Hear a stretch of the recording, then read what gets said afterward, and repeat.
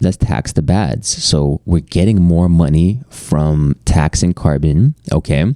So we also tax people for income. Well, we're just doubling the burden on people, because at the end of the day, we all know that a carbon tax on companies is going to be passed down to the consumer. Okay, so that's one thing that we just have to get straight. And one thing that really illustrated this to me was recently when I was listening to the Elon Musk podcast that he was having with Joe Rogan, which we'll go into more detail later with a more in-depth analysis of some clips. But I think it was just so telling. It was so telling because he just casually, just off the cuff said, yeah, just carbon tax, we'll pass it to the consumer. Paying for the CO2 capacity of the oceans and atmosphere, we have what in economics is called an unpriced externality. So the market is unable to respond to an unpriced externality. If we just put a price on it, the market will react in a sensible way. But because we don't have a price on it, it's behaving badly. So theoretically, how would you put a price on that? Like, would you look at various industries and how they contribute to the CO2?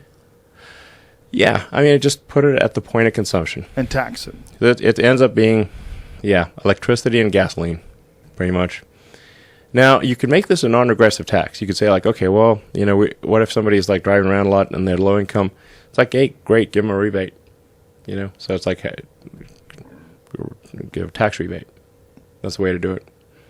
And then the market will be forced to respond to the fact that the market just does things automatically based on pricing. Mm-hmm. So markets work great if the pricing is correct. It's only when something you have a tragedy of the commons and the price is not there that the market does not respond, nor would you expect it to.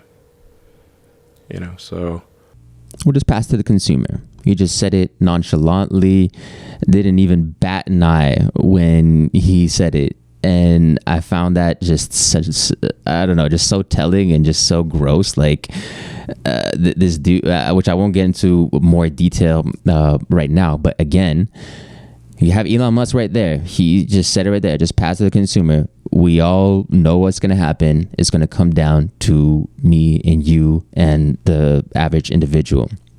So what does that mean? That means that we have our tax on our income and then this extra tax on carbon for the everyday individual who is now perhaps struggling to make ends meet via coronavirus. That's a whole new thing that's happening now.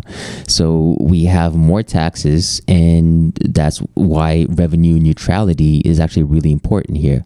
But again, we have to consider how is Mr. William Nordhaus advocating for carbon tax and how is it being used. And that's one perfect example of how it's not necessarily being done. You might say that, it's being given back to households. Well, okay, is that neutral? I'm not so sure if that is, because that's not really the format that this money should be redistributed. Because again, we want to keep the money in the economy. We want to perhaps balance budgets. We want to decrease deficits. What's happening in countries like Canada where they have incorporated carbon tax? I don't see them decreasing deficits whatsoever. I see them, matter of fact, increasing deficits with no regard. But that's a whole other subject for a whole other day. Yeah, no, it totally is.